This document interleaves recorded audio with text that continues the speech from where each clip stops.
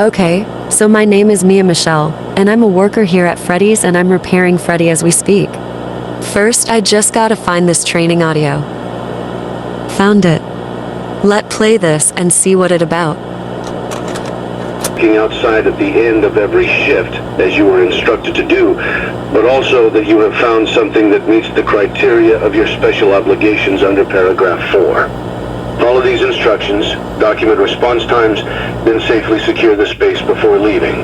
Upon sealing the room, you are not to return. Begin audio prompt in 3, 2, 1.